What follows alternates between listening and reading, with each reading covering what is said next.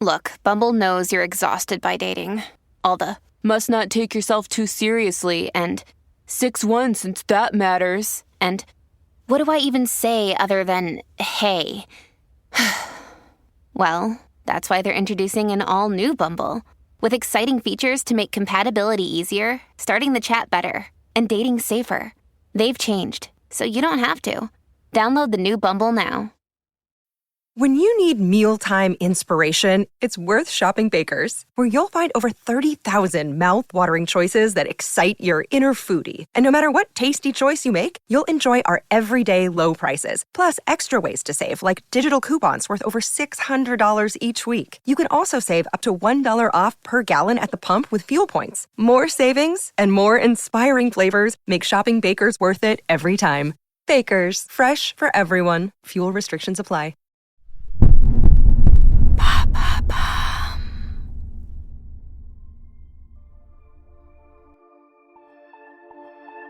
Les deux Jean, le poète et l'Apollon, le génie et le débutant, Jean Cocteau et Jean Marais. Un couple mythique, étonnant. Deux hommes qui n'ont jamais caché leur homosexualité à une époque où c'était souvent le cas. Deux hommes qui sont devenus amants avant de rester amis toute la vie. Peu de relations peuvent se vanter d'une telle fidélité, malgré le temps qui passe et malgré les différences qui se creusent. Une histoire de poésie, de pièces de théâtre et de succès, une histoire d'amour.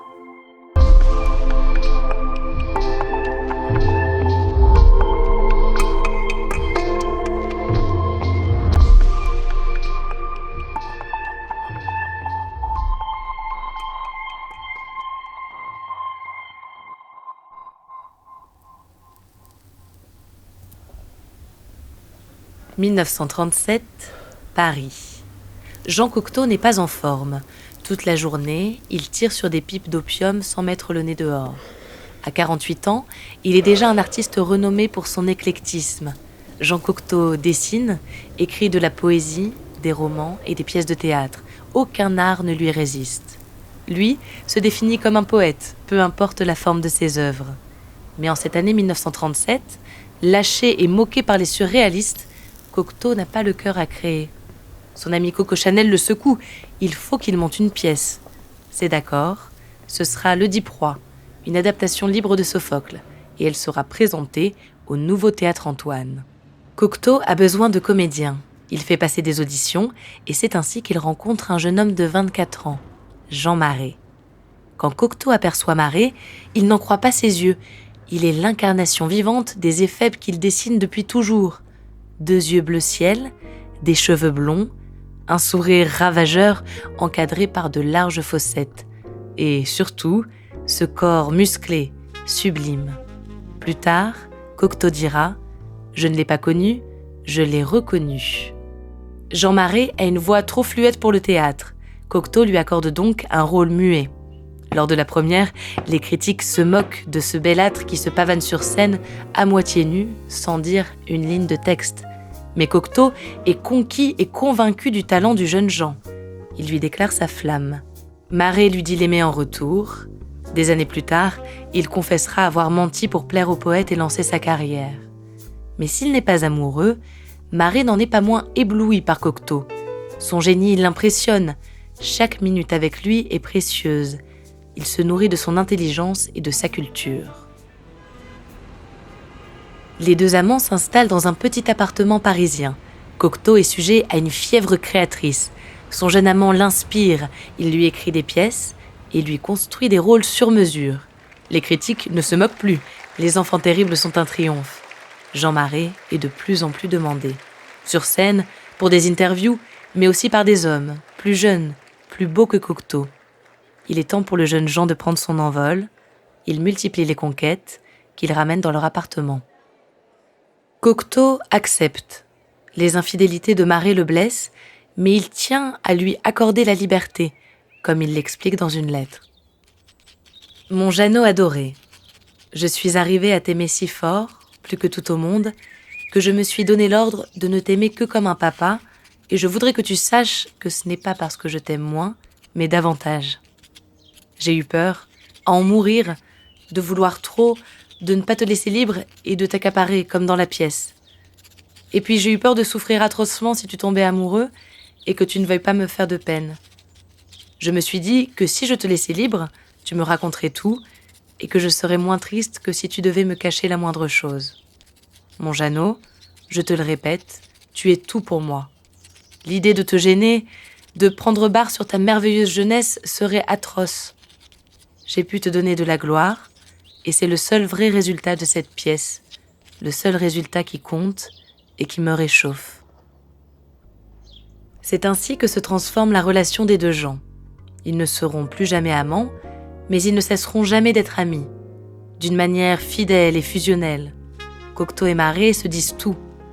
Leur collaboration artistique se poursuit plus que jamais. Ils fréquentent tous les artistes qui vivent ou sont de passage à Paris. Piaf, Colette, Hemingway, Picasso. Dans les soirées mondaines, les deux amis sont surnommés Jean Coqueret et Jean Marteau, tant ils sont inséparables. Ils ont besoin d'espace et font l'acquisition d'une grande demeure à Milly-la-Forêt. Ils occupent un étage chacun et se partagent le rez-de-chaussée. Mais Marais est souvent absent. Il est devenu une superstar du cinéma. Le Comte de Monte Cristo, Capitaine Fracasse, Fantomas, des succès populaires dans lesquels il exécute des cascades périlleuses. Cocteau, lui, part vivre dans le sud de la France avec un nouvel amant. Les périodes sans voir son Jeannot sont toujours trop longues et le bonheur de se retrouver toujours aussi intense. Après plusieurs attaques, le poète Cocteau s'éteindra le 11 octobre 1963, quelques heures seulement après avoir appris la mort de sa grande amie Édith Piaf. Il avait 74 ans. Jean Marais est bouleversé. On ne pouvait pas ne pas aimer Jean Cocteau. Personnellement, moi, je lui dois tout. Et c'était un exemple extraordinaire pour moi. J'essayais de lui ressembler. On ne peut pas lui ressembler parce qu'il est à des hauteurs qu'on ne peut jamais atteindre.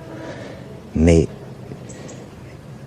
en essayant de s'élever à son niveau, on restait un peu moins bas qu'on serait resté.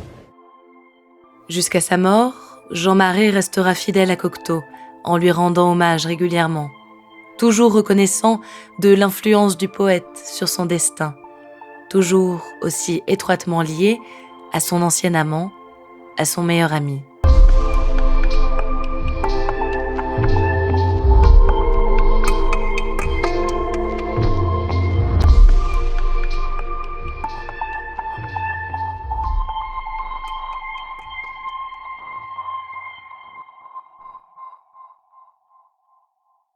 Merci d'avoir écouté cet épisode de Love Story. Je m'appelle Alice de Roide et ce qui me plaît dans les histoires d'amour, c'est leur fragilité.